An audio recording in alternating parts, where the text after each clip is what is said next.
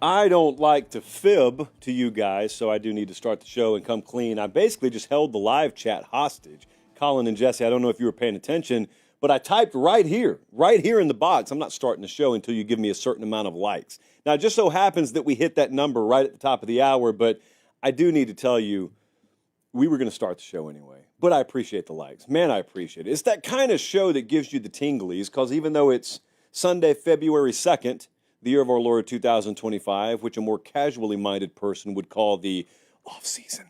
We've got breaking news all over the place. We're proudly presented by Academy Sports and Outdoors, but we would be no matter what time of year. But listen to all these papers. We got breaking news at Ohio State. Not to be outdone, Alabama has breaking news. Commissioner Pate, future Commissioner Pate, is going to present an entirely new landscape of college football to you tonight, one in which conferences fill out what a conference should fill out again instead of what they've been twisted into becoming. Let's see, what else do we have tonight? We got spring games possibly being canceled. Shame on the wrong adults in the room. You see, kids, it's not enough to have adults in the room. You got to have the right adults in the room, or else it's worth no more than you guys, the kids who I'm talking to, being in the room. There was a big trade in the NBA. I don't know if you heard. LeBron and I were out to dinner last night, not together, mind you, but we were both at dinner when the news broke, which I will proceed to not discuss at all on the show tonight. However, many of you apparently do subject yourselves to NBA regular season action, and you ask me, could this stuff ever happen in college football? What would the equivalent be in college football? Or, and I want you to hear me carefully, theoretically, hypothetically, I always thought they were interchangeable, could trades ever happen down the road? You know, there's a big drum beat. You hear it. It's getting louder. It's getting louder. Folks want players to be employees. Well, what all comes along with that? You know what? Why not toss it into tonight's show? And we'll talk about some hype at Penn State, and we'll talk about whether South Carolina could ever win a national championship. We'll talk about some preseason odds. I mean, we could go for 9 hours tonight. We won't, because Colin has a bedtime, but we will go for a little while tonight. They're watching us in Henderson, Nevada, Jupiter, Florida, Lithonia, Georgia. My handwriting is atrocious. And Pittsburgh, Pennsylvania. Appreciate you guys. Hey, hot news off the presses here. The speaker series starts this week. Well, let me rephrase. I will be jetting off this week at some point to record the first episode of the Pate State Speaker Series, which, for those of you who are unfamiliar, is our sit-down conversation series during the spring with head coaches, except we're going to have more than just head coaches and maybe more than just football coaches, you know? Whomst amongst us knows where we can head. I will guarantee you none of you will guess where I'm going first, and I've already got the second one booked as well, and I would venture to guess none of you will be able to nail where I'm going second either. So the challenge is out there, and by the way, we've got a ton of stops already confirmed. I got a few open slots throughout the spring, so head coaches, SIDs who haven't hit us up yet, you know how to get in touch with me, but those spots have already filled up pretty quick. We still got a few open, so we're not trying to leave anyone out. You know, we haven't heard from USC again this year, but we'd love to go out there. Our balls are in their court, as they always are. Okay, let's go. Breaking news. Actually a ton going on. I did not plan on this, but we do. Chip Kelly just had a great year at Ohio State, but Chip Kelly is no longer the offensive coordinator at Ohio State, and I know this because the news broke a little while ago. He's headed to Las Vegas, not for the UNLV job. That was already taken. He's going there to coach the Raiders. So there's that. All right. My default position is I always hate it when big-name coaches, good coaches, leave our game for the Sunday game. But it is Chip Kelly's constitutional right to do so. So we wish him a fond farewell. Ryan Day's got like 37 coaching openings up there now. Not exactly 37, but it's not far away from that. So we got Jim Knowles, defensive coordinator, gone. We got Justin Fry, offensive line coach, gone. We've got now Chip Kelly, just in the last few hours, offensive coordinator, gone. When I was growing up in rural Georgia, Harris County, Fortson, to be specific, I had a great neighborhood. Don't want to get as specific as to tell you what the neighborhood was. Have loved ones that still live there.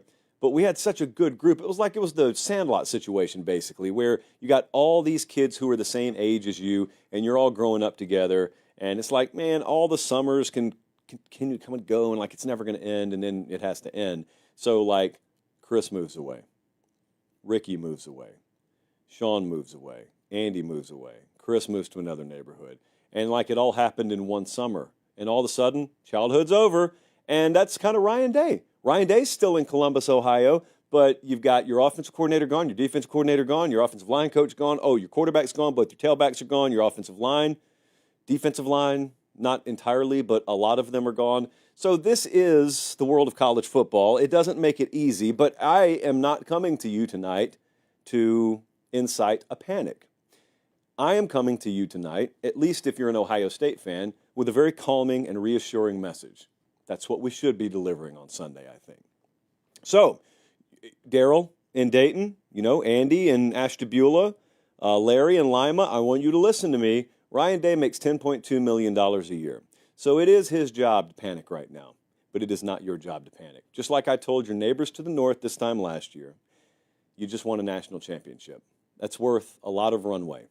That is worth a lot of time for you to sigh and breathe out and relax and kick your feet up and enjoy it. Enjoy it. It may happen again next year. It may not happen again for a decade, but you don't want to be spending February freaked out about coaching changes. Worry about that in spring, or worry about that the latter part of the summer. I would encourage you to adopt the mentality, of course, check your local message board every day. Yes, listen to your local podcast or your local radio show every day, but enjoy this. You're not being paid $10.2 million a year to worry about this. Ryan Day is, which brings me to my next point.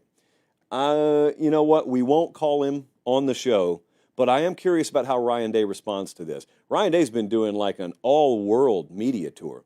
I've seen Ryan Day doing things that I never thought I'd see him do in a million years. I saw him hitting softballs and talking to Kelly Clarkson in the same week.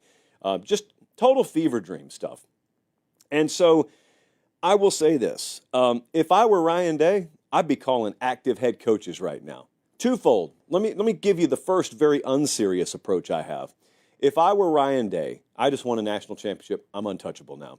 There's a part of me, the really, really sick, dark, twisted part of me that only Jesse and Colin get to see. I'd call James Franklin and offer him the offensive coordinator position. I'd call Cignetti. I'd call Bielema. I'd call Luke Fickell. I'd call the head coaches in the Big Ten. Or I'd offer the job publicly on social.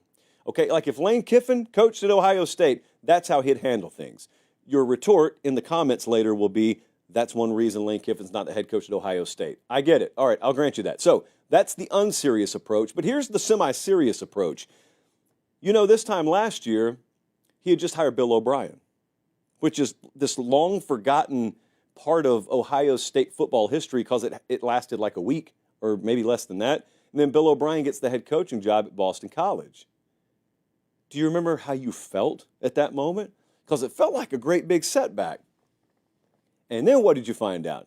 You found out Chip Kelly was available. Well, you didn't know Chip Kelly was available because for any other program, Chip Kelly wouldn't have been available. But it was the perfect situation where you've got a ready-made winner here. I'm Chip Kelly. I'm looking to get out of UCLA in his case, and I want to go just coach football. So Ryan Day was able to make that hire. Point being, nobody's hot board had Chip Kelly's name on it.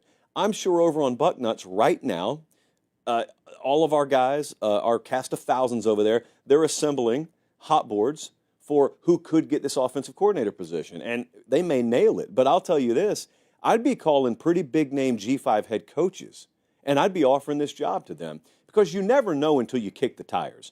The state of affairs in college football right now is that there's some really, really good head coaches at the G5 level who are aggravated that they don't control their own fate. Now, to some extent, you never control your own fate. There's so many variables in the equation of being a college football head coach or, a coach period. But the way those G5 guys look at it is you've got some really, really high caliber coaches who the better job they do, the more they get punished because the bigger fish come and grab their assistants and then they grab all their players, and you're actually being punished because you're doing a great job at recruiting and developing and coaching, and you're doing it all for what? For Wisconsin or for Alabama or for USC to come grab your guys at the 11th hour. And so some head coaches, not coordinators, some head coaches at the G5 level have privately told me that if the right coordinator position came open, they'd go take it.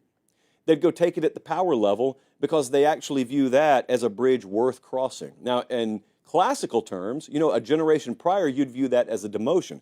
You actually used to go get the coordinator position at Ohio State so that you could be seen, succeed, and then you go take the G5 head coaching job as your introduction into being a head coach. But that's not always the way it works anymore. Nowadays, guys are very, very sick and tired of their future being totally up in the air and totally, you know, subject to the winds of change in college football at the G5 level. And they're saying, I'd rather go be a coordinator up there for a couple of years and then think about the offers that could come my way. So I would, at the very least, look at that. Now, I don't have specific names for you, but I mean, Kelly's going to make $6 million per year. Jesse, is that right? $6 million per year to be the offensive coordinator of the Las Vegas Raiders. My goodness. Okay, so he was making a ton of money at Ohio State, and I think it was around $2 million a year. So, you know what? In retrospect, could we just golf clap for Chip Kelly? Did he really just triple his salary? If he did, and he doesn't have to recruit a single player, they still have the draft in the NFL? I think they do. Yeah, okay. All right, good for him. I will say one more thing, and we got to move on because we got a whole bunch of breaking news. I mean, do you know Alabama's got a new offensive coordinator? It's not Nick Sheridan. Yeah. So do me a favor before I give you this last little nugget, little morsel out of my mind. Make sure you subscribe to the channel. We're doing college football all year. We actually don't do NFL, NBA, anything else. We're just doing college football. It helps us. It's free if you subscribe to the channel. And you don't sign up for anything and nothing else happens to you. It just helps us. So we appreciate that. Free advice to Ryan Day that I don't think he needs, but just in case he does, just in case he slipped into what Meemaw would call the success coma for just a second, you better not underestimate how many wolves are at the door. I know it's Ohio State, and I know that you're the big dog on the block, but the block's different now. You cannot underestimate how many wolves are at the door. You got some really, really aggressive coaches and really aggressive and hungry programs in your conference. And unlike years past where if you win a national championship, you enter the following year as the default favorite just because you're Ohio State and they're not. There is still a lot of truth to that. But the difference now is the door that you used to just be able to slam in folks' faces, it's not as fortified as it was in the past. And that's true for Ohio State. That's true for Georgia. We just saw this last year. That's true for anyone. There is no one immune from this in college football now. What NIL and the portal can do to your roster, coaches included, your entire roster, top to bottom in your building, can ravage you relative to what it used to be like. And so I don't necessarily have deep concern that there's a collective malaise over that program. So both fingers crossed on this. I mean, there's plenty of intensity up there. I'm sure we'll go up there at some point in the spring, and I'm sure I'll be reminded, and you forget I ever said anything like this. But I know if you're a fan, you can sigh, and you can take time to look in the mirror, and you can reflect, and you can go back and watch that replay of that game. You got to be full speed ahead because what used to be the case is, all right, if you're good enough to go win a national championship and you're a power program like Ohio State, if you fall back to earth next year, what is it, 10 wins? It can be worse than that. In modern college football, it can be worse than that. You're thinner than you used to be. Your requisite level of championship caliber depth that you used to take for granted is not there across the board anymore. You're losing two pretty world-class coordinators off your staff, and you don't know what other movement you'll have. Now, counter to that, I also don't know how he's going to backfill those positions. So we could look at it and say, wow, you went from great to great. And over here, great to pretty good or maybe great. So wait and see, totally fair. I just hope that same aggression is there because we've seen it in years past. We've seen teams repeat. And then we've also seen in years past a team completely fall back to earth the next year. And then in the winter, everyone's talking about how complacency bit them in the butt. Well, you don't want that to happen. They, over at Academy Sports and Outdoors, do not suffer from this. Just the GOAT every year. You know, I talk to our buddies at Academy fairly regularly. They're out in Texas. And I just want to remind everyone, especially out in the Lone Star State, that you'll have a lot of claims every now and then about who's the best at this, who's the best at that. But you don't need to trust any marketing campaign. I'm just flat out telling you, Academy's the best in Texas and elsewhere. And so if anyone else tells you otherwise, it's their opinion, but it's also not true. It's also not true. I have the proof. It's in my hand. You don't have to trust me on that, but I have the proof. So You know, it's kind of cold outside, except it wasn't. It was 70 degrees in Nashville today. You could have gone fishing. Gear up at Academy. Baseball season, right around the corner. Academy Sports and Outdoors. They got your hookup. If you can't get there in person, academy.com. Same great selection, you know, not as personable. You don't have that new shoe smell as you walk down the aisle. You can't grab the big league chew physically in the checkout line if you go to academy.com, but it's still there for you. We appreciate them, the presenting partner of this show. So I talked to you a second ago about the breaking news out of Columbus, Ohio, as we pop the top here on a still pretty cold Zevia. Oh, look at that. We're going cream soda again tonight, guys. That's not a complaint. That is very much by choice. Although I am going to have to rotate flavors on the show, or else people will think there are no other flavors of Zevia. I've got the entire rainbow of flavors in our wine fridge. Keeping Zevia in the wine fridge. That's how cultured I've become, and I suggest you guys do the same. So we talked about Ohio State a second ago. We got some breaking news out of Alabama, too. Ryan Grubb is headed to Tuscaloosa as offensive coordinator. Now, you may think to yourself, why am I watching a replay of a show from last year? Because this happened last year, didn't it? Kalen DeBoer got hired at Alabama, and then Ryan Grubb's coming along with him, and then he went to Seattle, so this must be a replay. Well, it kind of feels that way, but it's not. It is Sunday, February 2nd. It is 2025. This is happening. We're live at 7:16 on a Sunday night. This just happened in the last hour or so.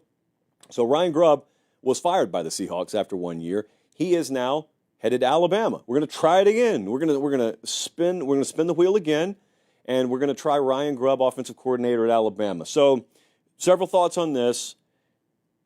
You know, I think one of the most forgotten parts, actually, not one. When DeBoer got hired at Alabama, two of the things that I have found that people just whitewashed historically is what the reality was. So the reality, like the 8 ball he found himself behind, was part one, the way that the portal only went one way. Because of when he got the job, he couldn't take any guys out of the portal, but they could leave for 30 days. So it was one of the first times that we've seen in the modern portal era a coach get hired, even at a major program, and just both of his hands are tied behind his back. And then you get the headline that Ryan Grubb's coming with him. Scott Huff, remember the offensive line coach initially, was going to come with him. And then in a matter of days, breaking news, the Seattle Seahawks are hiring both of them. So not only did DeBoer have to basically try and block the doors because players are leaving left and right, you got Caleb Downs walking out the door, and then at least I've got my offensive coordinator and offensive line coach set. Oh, wait, they're going to the NFL. That was the first few weeks of DeBoer. There were people 5-alarm freaked out about that. No one remembers it now. And it wasn't 5 years ago. It was just about a calendar year ago. People were freaked out about that. So then you get in the heat of battle in the season, and you are what your record says you are, you know, one of the biggest lies told in this sport. But no one remembers the context around it. So anyway, now we fast forward, and it's so ironic that you're getting that same guy back. You're getting Ryan Grubb back. So firstly, I don't need to overstate this, but this is a really big deal. It's the guy he wanted the first time. It's also important, and I'll get some disagreement on this, but I fully believe what I'm about to say. It's also very important that he's keeping Nick Sheridan on the staff. Sheridan was his offensive coordinator this year, and Sheridan got maligned a whole lot. He certainly didn't call a perfect season. I thought he was in a very, very poor position because of quarterback play. Not solely. This is not the show where we're going to sit here and blame Jalen Milroe for everything that went wrong with Alabama this year. I do think wild inconsistency at the quarterback position greatly hamstrung them this year as a team, and that includes guys trying to call the plays. So what I'm trying to tell you is poor results this year don't necessarily mean everyone associated with it was trash. So I think Sheridan's a really good coach. And I say that because a lot of other coaches tell me that pretty frequently. They told me that during the season, too. I don't mean on the Alabama staff either, by the way. So he stays there. Grubb comes in. Looks like he'll be the play caller. So that brings me to my next question, which is, oh, wait, it's the exact same question we've had. Grubb's not playing quarterback, so who's it going to be? Now, there is one very notable difference here, and that difference is Ryan Grubb was at Washington when they recruited Austin Mack. And Austin Mack has since transferred to Alabama. Does that make him the favorite? Because if you listen to the whispers out of Tuscaloosa, it was Ty Simpson and maybe Keelan Russell coming in, five-star true freshman. Maybe he grabs the job at some point during the year. And just Austin Mack's kind of also in the mix. I don't know if this dynamic changes anything. I don't know if they know. You know, it's not the worst thing in the world if you don't have a slam dunk situation in front of you to just let it play out. It is okay to let competition do the job that it's supposed to do in spring. But I will tell you the same thing I would have said whether Ryan Grubb is getting hired there or not. Boy, they got to be able to run the ball better. One of the great disappointments around Alabama this past year was, yes, inefficient and inconsistent quarterback play, but man, them having the tailbacks they had, both of whom I still think pretty highly of, and them not being able to run the ball, it's not solely on any one person, I know that, but whatever. It's a new year. You got to figure out how to be able to run the ball, man. Like Alabama, when in the world have they been successful when they can't run the ball? We're sitting here talking about Georgia being in the 100s in rush yards per game this year. Off the top of my head, I don't know where Bama was. It was not good enough, and a lot of that rushing success came via the quarterback. So the tailback position underachieved greatly, and I personally am not of the opinion that it was just all on personnel. So if it was, it was. Whatever. Figure it out, get it better. And then, also, it just so happens those guys coached Michael Penix into a Heisman caliber season. Yes, we have that working for you as well down there. This is a big move. It's a really big move for them. I kind of thought it was going that way. I hadn't talked about it on the show because I thought that he may get an NFL job because he didn't have a disastrous year in Seattle this year. It was just, I think, stylistically, it maybe have been a little bit of oil and water compared to what the brass wanted up there. But I think Grubb was probably in the mix for some of these other NFL coordinator jobs. It's no coincidence, by the way, when all these stories break at one time. That's because the job market has sorted itself out in real time, and then the dominoes fall, and then the other ones fall. So we'll see how this works out, but it's the guy you initially wanted. It's the guy that you're very familiar with, and you took Washington to a national championship game with him at your side. So if you're Kalen DeBoer, you got to be smiling pretty big tonight. I talked to someone on the staff. I cannot be any more specific than this for legal reasons. I'm talking to someone on the staff earlier, our staff, not Alabama staff. And they made a trip last night to a city, it's the biggest city in Indiana, for a certain event that is held once a year in January. And on the way there and or on the way back, one of our members on the staff wanted to stop at Quick Trip. That person will be affiliated with this show, hopefully for years to come. Another member that has somewhat had affiliation with the show said, no, we're going to censored. I don't want to say the name of the alternative. And, I was both elated and disappointed to find out that we've got treachery in our midst. We don't have room for those kinds of people in our family. We do have room for Producer Jesse. Producer Jesse was the good guy. He was the baby face in this story because they went up to Royal Rumble, and Jesse wanted to stop at Quick Trip because he's been trained well, and he's got good sense. He's got good home training. And, some other members of our staff, not so much. And they'll be dealt with. They're not in the building tonight, but they'll be dealt with accordingly. Quick Trip has fueled the whole new Saturday tour. I mean, they've been with us all year. They've given away dozens and dozens and dozens of tanks of free gas to our audience. Hey, that's enough for us. Apparently not enough for some people around here, but that's enough for us, so we appreciate them, and you will too. And try the cold brew on tap while you're at it. Let's move along. Let's see, when's our last show? Our last show was Thursday. So on the Thursday show, we talked about Cam Newton. It wasn't an NFL segment, but Cam had said something that I thought could wrap back around into college football. And then I walked out of the building that night, and I thought, well, that was weird. It'll probably be a long time before we do a segment that's kind of like that again. And then last night happened. Tyler hit me up. He said, hey, what's the college football equivalent of the Luka Doncic trade, assuming Commissioner Pate makes rules allowing for such trades? So if you're like me and you couldn't care less about the NBA, you were probably at dinner last night with management, no less. Monthly obligation. And you get a text, And you're looking down, it's like breaking news. Okay, yeah, but it involves the Dallas Mavericks. What do I care? Yeah, but you're going to want to check this news. So I checked it. Yes, okay. Even I will admit, pretty big news. So you got Luka goes to LA, you got AD that goes to Dallas, a few other moving parts, don't really care. So I was fine leaving it at that. But then an alarming amount of you hit me and you said, first off, could this ever happen in college football? Well, of course not, given the current structure. But then you said, no, put on your future glasses. Could it happen? Like, there's a lot of stuff that happens right now that if I were to predict a decade ago, you would have run me out of the building. Think about describing NIL a decade ago. Think about describing the portal. Think about going through spring and then losing a bunch of your guys to a rival in your conference and explaining that a decade ago. No one in their right mind would have even paid you attention. So I'm not going to rule anything out for the year 2035. If I'm the commissioner by then, I probably will be. If I'm the commissioner by then, no, we're not going to have trades. That's not on my personal game plan. That's not in my Project 2035, a file I'm working on right now. It's nowhere near complete, but we've got time. I think we've got time. But I will tell you this. There is a scenario that I came up with. It's not exactly like this trade, but it could happen. There is something like this that could happen. So you got the Luka trade, and that sends everyone into a flurry of tweets and panic and whatnot in the NBA. I mean, the Luka trade like set the NBA on fire. And everyone's like, well, could that ever happen in college football? Well, not with players.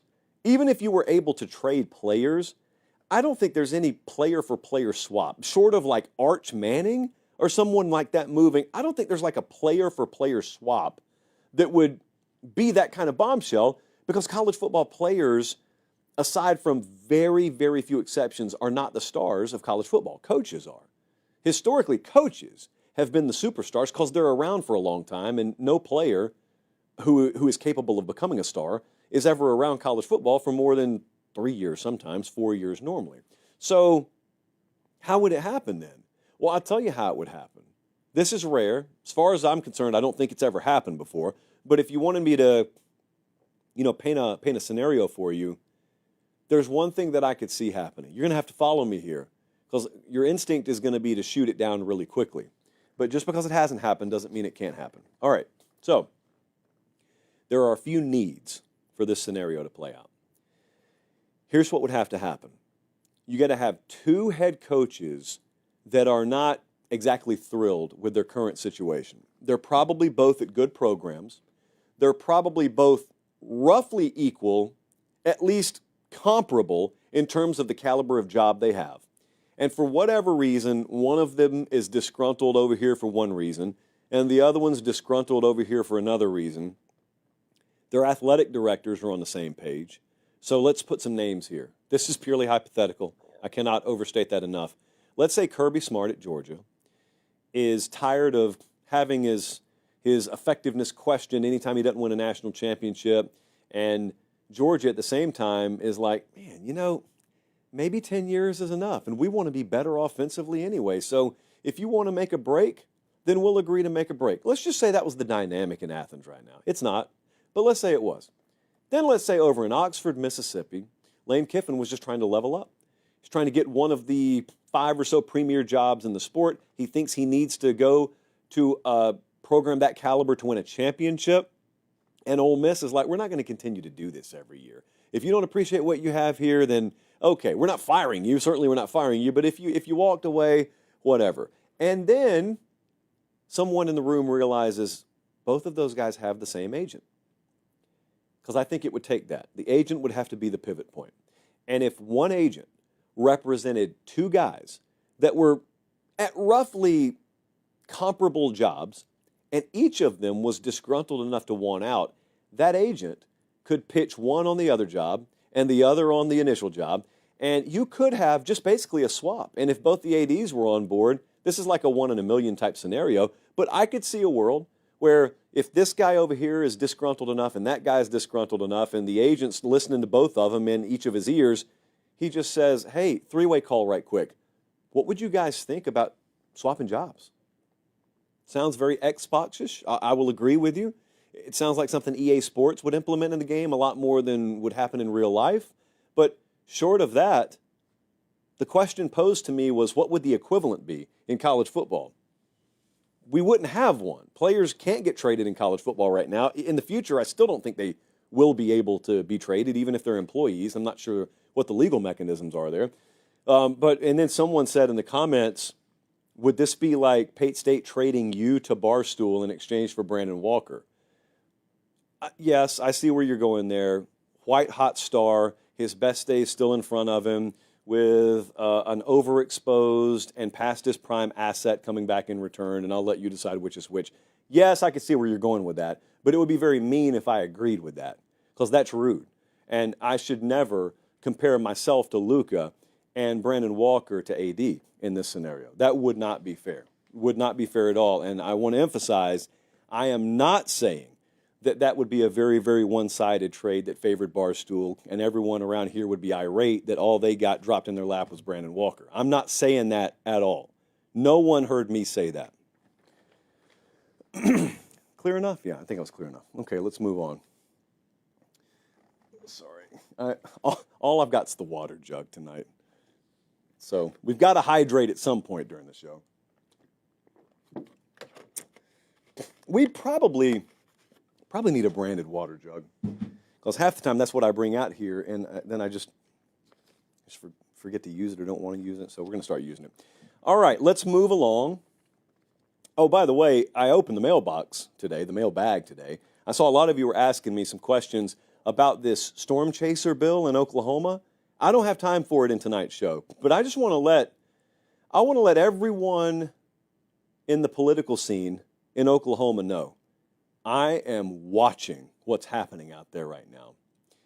And if you screw this up, we will burn Oklahoma to the ground, figuratively. They're trying to come for us a little bit out there, and we won't have it. The community will stand up against this. We will not have it. But that's for another show, maybe for like an extra mailbag episode this week. In the meantime, this is a big moment. I'm not going to stand up. We don't have a podium or anything like that. It's that time. It's time for future Commissioner Pate to put on his future commiss shirt, which ironically is the same white T-shirt I always wear. But I was asked earlier today, hey, if you were the commissioner, you can just do whatever you want to. Forget about what's possible and impossible. In the future, if you're the commissioner, you could just executive order your way around anything and everything. What would you do? Well, I know exactly what I would do. I'd fix conferences. Among many day one initiatives that I would have if I was the commissioner of college football, and let's be real, I will be at some point, I would make conferences make sense again. Conferences don't make sense in college football. Conferences used to make geographical sense. Size-wise, they made sense. Numerically, they made sense. Believe it or not, kids, there was a time where the Big Ten had 10 teams in it, and the Big Ten was a bunch of schools in the upper Midwest. And now Oregon's in the Big Ten. And now Rutgers is playing a conference game in the LA Coliseum. It just makes no sense. So it doesn't have to be that way. And you're telling me if I'm the commissioner with the power of this pen, I can just executive order my way back to the college football that I want? Well, that's what we're doing here tonight. So this is what I would like to do. I'm not just going to broad stroke it, immunity, I think. I am going to tell you the conferences that I would have, and this is the real fun part, and I'm also going to tell you some moves that I'm going to make. And I'm also going to tell you some protocols, some guidelines that I've put in place here. So the first thing I want to do, hey, where else would we start? You know the reputation of this show. Let's show them what the SEC would consist of, because there are some big changes in the SEC. The first thing you'll notice is there's an absence of Texas and Oklahoma. Well, they're not in the SEC anymore. They shouldn't be in the SEC now. So you'll notice that they're gone. Where's Vanderbilt? Vanderbilt's not in the SEC anymore either. I'll tell you where they're going in just a second. Texas A&M? A&M, they've been here for over a decade. Well, not no mo. So they're leaving, but they're not disappearing. I'm just realigning. Hey, do you also notice there are only 10 teams in my new SEC? That's because there is no conference with more than 10 teams. And I'm going to tell you why. Because every single conference out there is going to include a schedule where everybody plays everybody. Instead of this lunacy that sees Florida play half of the top 10 teams in the country, and I got Missouri just skating through. Tennessee this year's got an infinitely easier schedule than Florida. That's not their fault. That's the fault of us putting the wrong adults in the room to make decisions. Never underestimate how badly having the wrong hands on the wheel of anything can screw that thing up. Let's go to the Big Ten, Colin. Who are we going to put in there? More importantly, whomst are we taking out? So in the Big Ten, I got Illinois, Indiana, Iowa, Michigan, Michigan State, Minnesota, Ohio State, Penn State there, Purdue, Wisconsin. I have removed Maryland via executive order from the Big Ten because I don't think they belong there. Rutgers does not belong there. And also, once you get to, Iowa and Minnesota, that's it. You don't go any further west, nor should you, in the Big Ten footprint, than Iowa and Minnesota. There is no West Coast team in the Big Ten because there shouldn't be, because conferences are about geography. They're about territory. Big Ten football, as a phrase, used to mean something. It used to pop an image in your mind. And now it could be UCLA or it could be Michigan State. So that makes no sense. It never has been. This next edition, and it is an edition, is long overdue. Long overdue. I'm bringing the Southwest Conference back. The Southwest Conference, my favorite conference to talk about. The Southwest Conference was taken from us well before its time. They are going to play for the Sherwood Blunt Memorial Trophy as the conference championship award in this conference. I'm bringing all the old school teams back. I'm throwing Arkansas over there, so Arkansas is not in the SEC anymore. I'm putting them back in the Southwest Conference. Oklahoma, this will be a little controversial because OU was not in the original SWC, but I'm putting them in the Southwest Conference too. And aside from that, it's just a bunch of the Texas schools. Now, a younger viewer may watch this, or a casual viewer. They're not one and the same. But I could see a younger viewer who doesn't know what the Southwest Conference was, or a casual who's just been convinced you have to be coast to coast to be a conference. And they may look at this and say, oh, that'll never work. Just a bunch of Texas teams? Who's going to watch that? A ton of people. A ton of people will. Because this is the way college football is supposed to be presented. And this is the way a conference is supposed to look. Now, I want to say something. You may have noticed, there we go, right there. Do you see right here? If you're listening on podcast, I am pointing very aggressively at Rice. I want you to listen to me, Rice. I've got my eye on you. You are entering the Southwest Conference on probation. Not for the reasons everyone used to be on probation down there. You're entering the Southwest Conference on probation because the only reason you're entering this conference is due to legacy and tradition and history. You really don't belong at this table right now. We know that. You know that. I know that. The dozens and dozens of people who show up to your games know that. But I'm putting you there for the sake of history. If you screw this up, I will relegate you in a heartbeat because I have built in a relegation system. Also, you'll notice A&M is rightfully back in the Southwest Conference. I do want to console and reassure my friends in College Station. This is not the old school Southwest Conference that really should just have been the Longhorn logo. It won't be like that. You've got a friend in the commissioner's office here. Not that I'm anti-Texas, but I'm pro-fairness.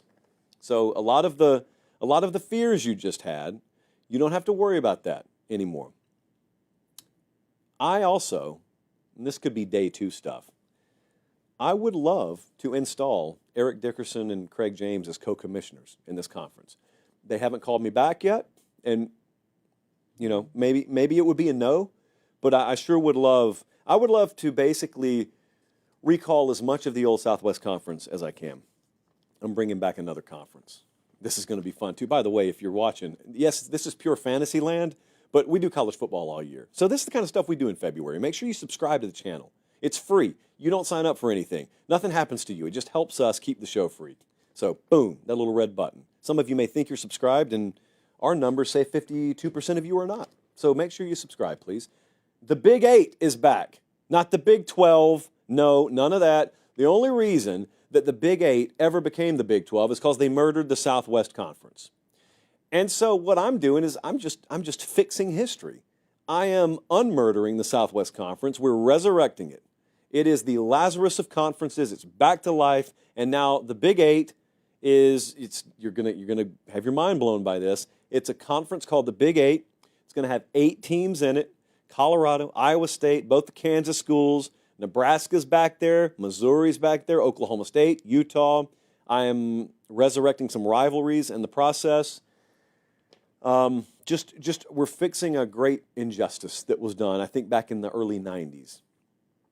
And I'm bringing back the old logos as well. Southwest Conference, yes, the W closely resembles what maybe the female reproductive system would look like in a textbook.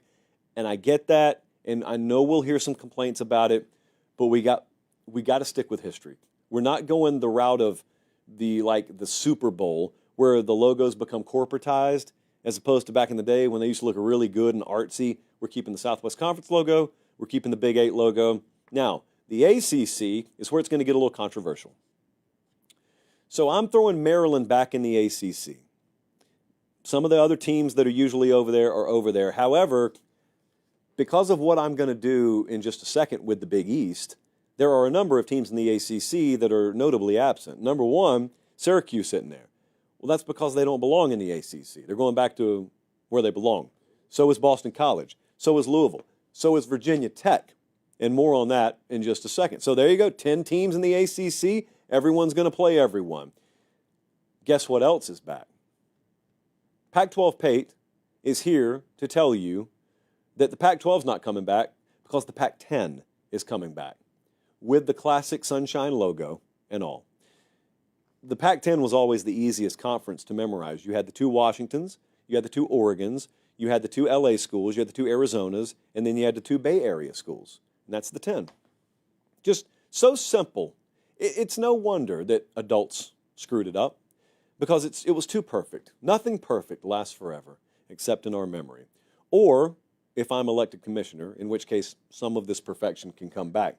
I'm bringing back the logo. I'm bringing back the Pac-10, yes. And then I've got to bring back the Big East because as you'll notice, if you've been paying attention, I haven't mentioned Virginia Tech. Well, that's because they're going to be in the Big East because they were in the Big East.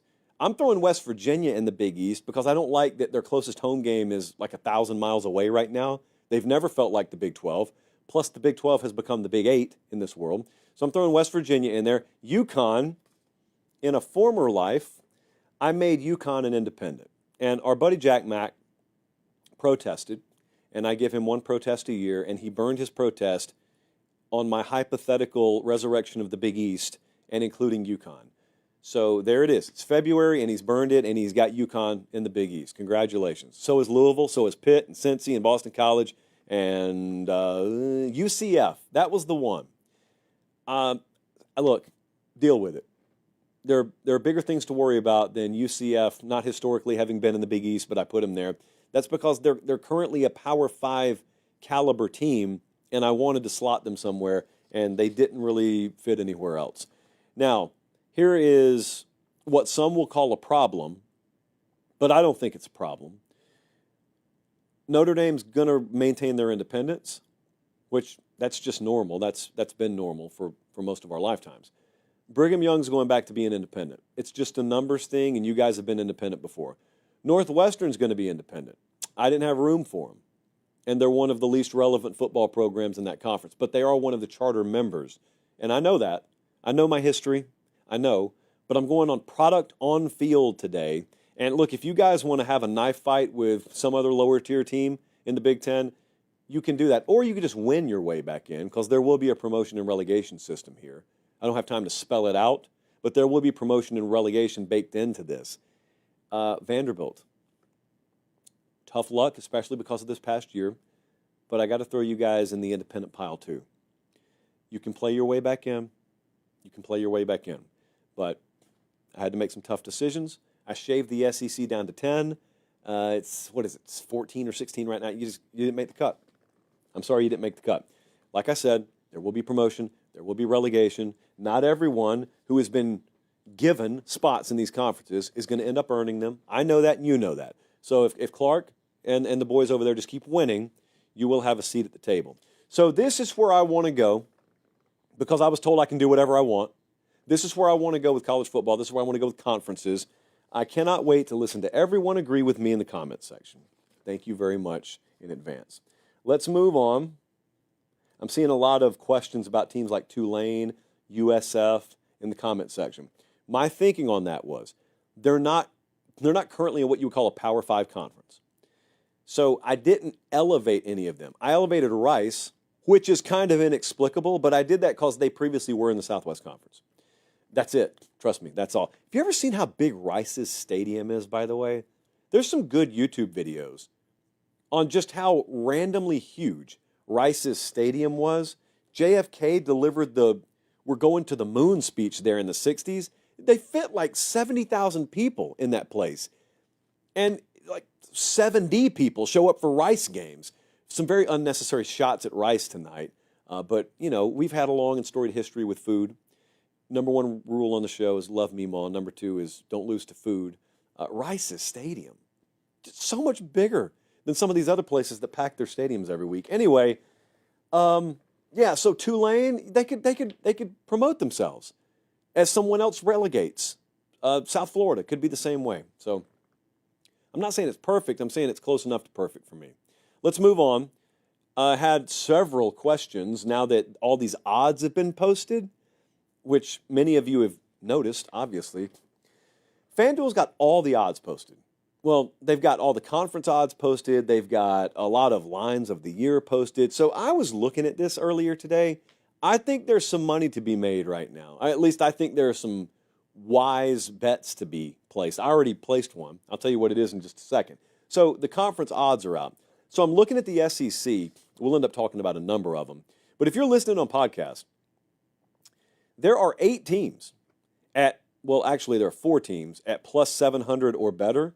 And then there are 8 teams at plus 1,800 or better. But here's what's crazy. The experience at quarterback is down the board. So Texas is the favorite to win the conference right now, new at quarterback. Georgia, new at quarterback. And then there's a little gap. And then Tennessee's got Nico back. Bama, we do not know. They're 4th. Ole Miss is retooling most of their team. They're 5th. LSU's tied for 5th. I actually already bet on this today, so I mean it when I say I bet LSU doesn't stay at plus 1,000. LSU's a lot better team than that. LSU is a lot bigger contender than plus 1,000. They got the experience coming back at quarterback. I thought they did a great job in the portal. This is year 2 with a very, very good defensive staff having been brought in there. There are, I'm telling you, man, there's some worlds, there's some paths where LSU wins this thing, and then LSU like is a prime contender in the playoff this upcoming year. That's not a prediction because it's February. But if we're looking at the odds market, if FanDuel is wondering where that sudden chunk of money came in on LSU earlier today, it was me. It was me, Austin. Florida, I think, is manually lowered. So they're at plus 3,300, which is 9th. They got the 9th best odds to win the SEC. It's schedule. If I did nothing more than flip Tennessee and Florida's schedule, I think Florida would be around plus 1,000, which is just crazy. They may even be higher than that. Now, there is a hater somewhere out there. Mark my words. There is a hater somewhere out there that's going to look at the fact that Florida plays LSU, Miami, Texas, Texas A&M, Georgia, Ole Miss, and Tennessee. And they're going to say, yeah, but they're playing Long Island.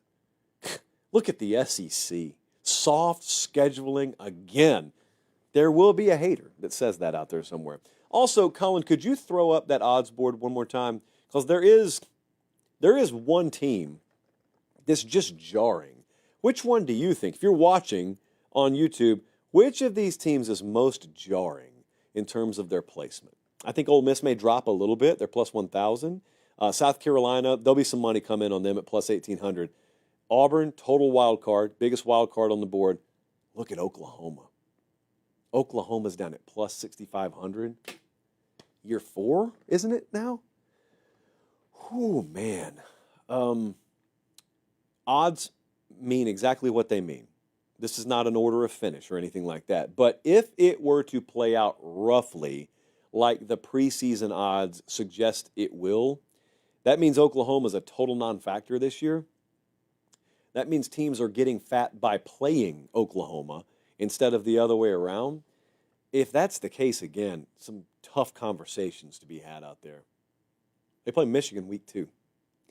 And again, one of the biggest scheduling anomalies in all of major college football this year. I've done a lot of pointing on the show tonight. I don't really know where that habit came from, but right here, someone's going to have to explain this one to me.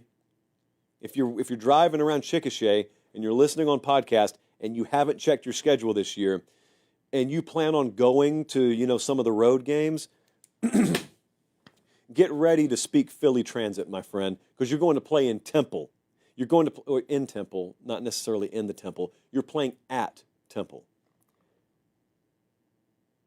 This is just me wondering why.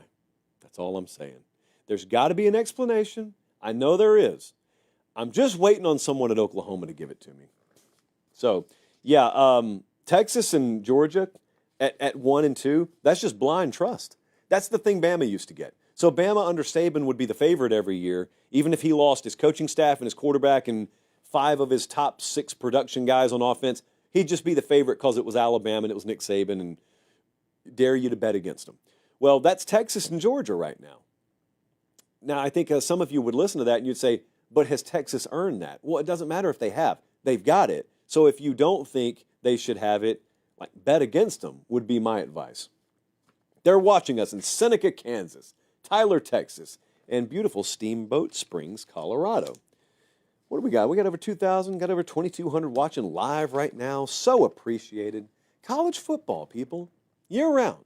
Just college football year-round. I know you guys don't need to be told that, but I know some of your friends out there are having a tough time right now. And they may not have any problems at home. They may not be dealing with anything at work. Life may be going okay. It's just college football's 30 weeks away from kickoff right now. And they're in a little bit of a personal rut because they miss it. Tell them. There's a show that just talks about it all year. That we don't even use the word off-season. Just let them know. And then when they come over here, or when you grab their phone, subscribe while you're here. Let's talk about that Penn State question. We got a lot of different angles left to go. Some folks are talking about canceling their spring games. Why? I'll let you know in a second. So I had to get my notes in order. So we had a question here that sounds a little rambling.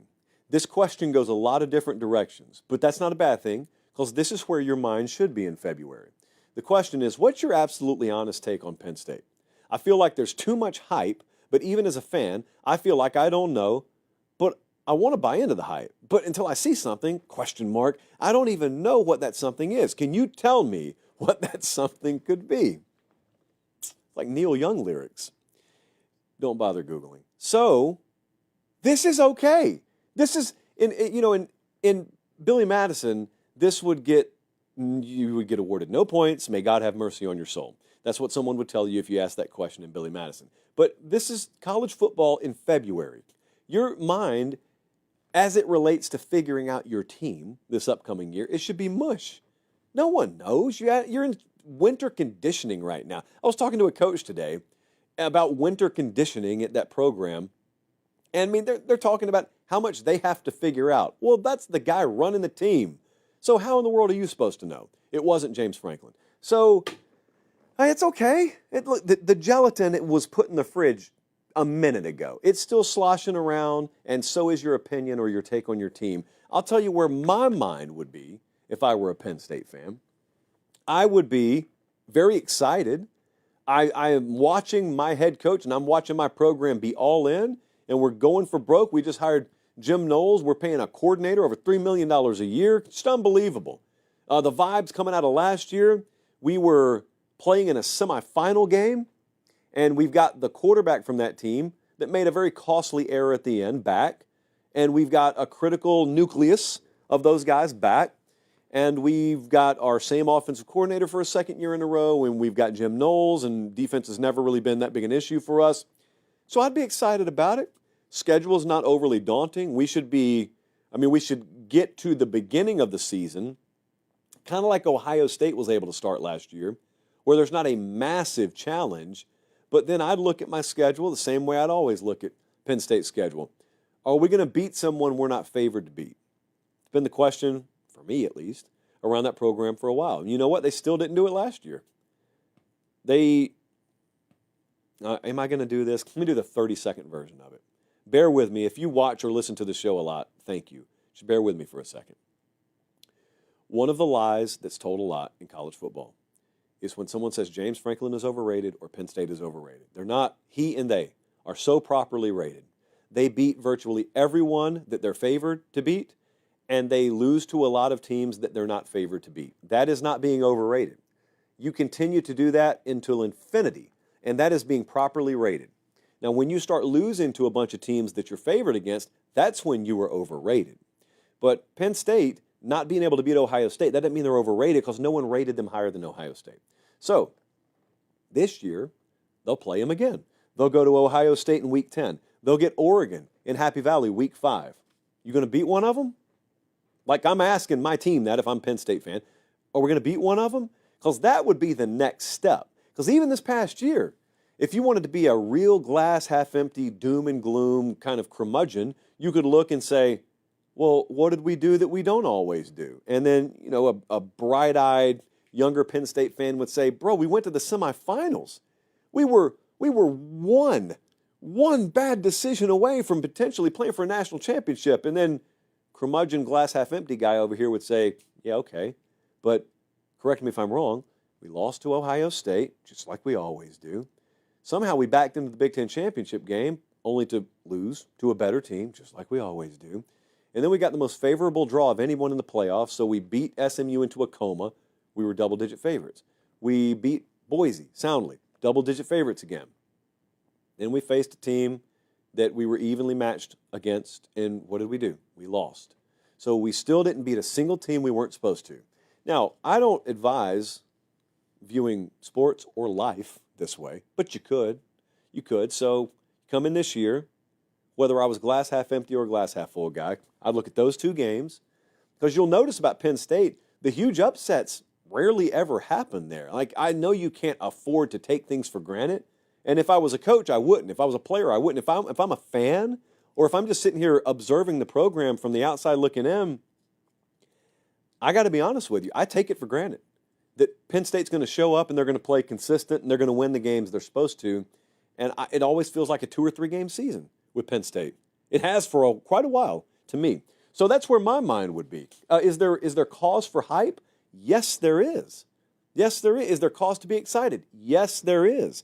Now, I personally, if I'm Harry in Harrisburg up there, I don't love that a bunch of folks are predicting us preseason number 1. I'm not a big fan of that per se. But here's what else I hope. I hope that my organization is experienced and veteran-laden enough to where the outside noise doesn't bother them either way. I mean, the mark of a really solid program is folks could be death-threatening you one day and crowning you the next day, and it ought to have the same effect on you. You're just even-keeled, never too high, never too low, can't ever tell whether a guy's having a bad day or a great day. Those are unicorns, but if you find enough of them, you can make a really, really good football program out of them. Super Bowl coming up this week? Yeah. I'm going to be... No, I can't tell you that. Never mind. It's nothing big. I promise I didn't almost spill the beans on something that was a really big announcement. Just some travels this week. So some of you are going down to probably New Orleans to go to the Super Bowl. You probably also noticed tickets are expensive. Yeah. So pulled some strings with our friends at SeatGeek. And if you guys are looking to go to the Super Bowl, can't get you a 100% discount, but I can get you $250 off, or as we like to call it, $250,000 off. Mimo always taught me, speak fractionally, because 1,000 sounds a lot more than 100. So I can get you a $250,000 discount. Pate State 250. Pate State 250 at checkout. This is Super Bowl tickets only. Can't get you $250 off the Dua Lipa tickets, at least yet, but I can get you $250 off Super Bowl tickets. SeatGeek.com. Purchase there. If you're going to buy them, dude, buy them here and use the promo code and save yourself some money. You can buy a lot of stuff at Quick Trip with that money. All right, let's move on. Troubling news. I hold in my hand troubling news, potentially. I think we had a question about this. Yeah, so Sean, you hit me up. You said, what are your thoughts on Matt Rule's comments about Nebraska canceling their spring game due to tampering concerns? What is that, you may say? Yeah, he's not wrong. This is happening. Like I've said about 5 times in tonight's show, never underestimate how important it is not just to have adults in charge, but to have the right adults in charge. College football's had half of that lately. They've had adults in charge. And that's how college football gets itself into the ditch or various ditches that it is in right now. One of them is we've ended up, due to inaction on the front end, finding ourselves in a world where we've got 2 transfer portal windows, and some would argue there are no windows. You can just go wherever, whenever, if anyone really wanted to challenge it. But we've got a situation where you can go through spring, have your spring game, guys look good, and then post-spring, you got 15 schools calling them and trying to bait them to come into the portal to go to their school. Ludicrous. Of course, no sane, well-thinking person believes that should be the case, but it is. So Matt Rule, Jesse, I didn't even print out the quote. So if you guys quote boarded it, let me know. If you didn't, I can paraphrase it. Yeah, okay, we got it. So Matt Rule was doing an interview, I think with the AP maybe. But this is what he said. He said the word tampering doesn't exist anymore. It's just an absolute free, open, common market. I don't necessarily want to open up to the outside world and have people watch our guys and say, he looks like a pretty good player. Let's go get him. I dealt with a lot of people offering our players a lot of opportunities after last year's spring game to go out and bring in a bunch of new players and showcase them for all the other schools to watch. Doesn't make a lot of sense to me. So what we have here is Matt Rule being asked about a spring game. Nebraska had, I think, 62,000 at their spring game last year. Just a phenomenal spectacle in Lincoln. And they always have a really good spring game look in Lincoln, Nebraska. A place I hadn't been to see a game. It's very much a priority for us. But maybe not for spring, because they may cancel their spring game, and they're not the only ones. Some have already done this. They just didn't have a grand announcement about it. But there's some folks who already aren't having spring games. And the thinking is simple. Sean, you asked me what I think about it. Well, there's what I'd want to do if I was a head coach, and then there's what I'd probably end up doing as a head coach. I wouldn't want to cancel my spring game. But if I hold my spring game, showcase a bunch of my players for the entertainment of the crowd, but also for competitive development of my team, and then the result is every other coach in America is out there watching it on TV, scouting, taking notes, and then offering my guys after spring, I'm not doing that. You want to watch my players, you can wait until the fall when we're playing against you to watch my players. So I have hope that the future of the transfer portal looks different, and future proposals end up being ratified, and they're allowed to be legally, to where you got one portal window, and this is a moot point. If you don't have the ability to hit the exit door after spring, then it's a moot point. Until then, I can't get mad. I can be mad that it exists, but I can't get mad at Matt Rule for probably doing no different than I'd do if I were in his position. We talked about those odds to win the SEC earlier. Well, they've also got him for the Big Ten. You can go bet on Nebraska to win the Big Ten right now if you want to. Maybe you don't want to. Maybe you want to go, bet Chiefs -1.5. Maybe you want to go bet some prop market stuff for the Super Bowl. Maybe you just want to go bet on Quinnipiac basketball. Sick person, but I'm not here to judge. You go do it at FanDuel. They're the exclusive odds provider of the show. Look, I used to bet Southern Conference basketball. I mean, do you realize how much action I've had on Elon and UNC Wilmington? Dark days. I had to make tuition somehow. Dark days in my past. So that is not how I advise you to live. We encourage responsible action only around here. But if you do it, FanDuel's the place. They're the exclusive odds provider of the show. They have lapped the competition when it comes to choices. And I got to remember, Jesse, remind me to talk to David. I got some ideas for them. I got some, you would look at these markets on FanDuel and you would think, wow, boy, they thought of everything there is to bet on.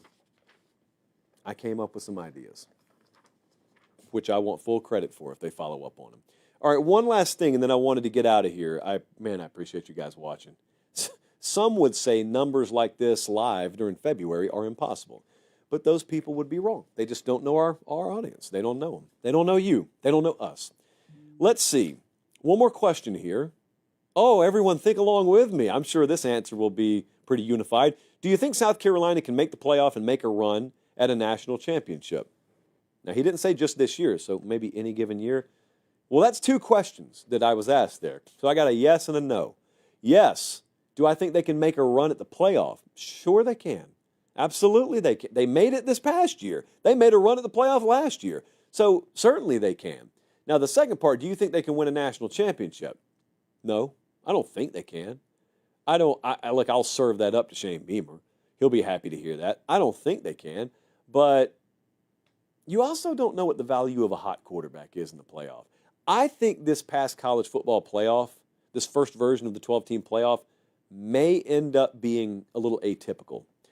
And I'll tell you what I mean by that. So the past 10 or 15 years in college football, a lot of times we've seen examples of NFL first-round caliber quarterbacks going at it. Like Joe Burrow just ripped everyone in 2019. He was so good that Tua Tagovailoa and the team he was on lost to him.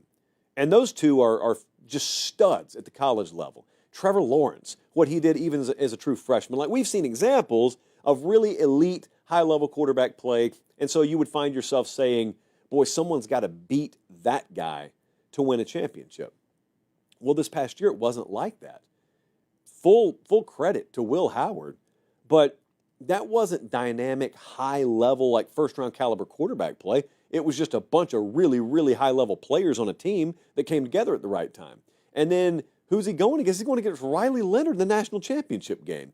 So what I'm telling you is there was a lot of randomness in the caliber of quarterback play that was in the playoff. Our buddies, college football nerds, I think were the ones I saw make this point, and that was, it's kind of atypical. Normally you got some elite quarterback play somewhere in college football that ends up rising to the top, and that's the one who either wins the title or you had to go through him to win the title.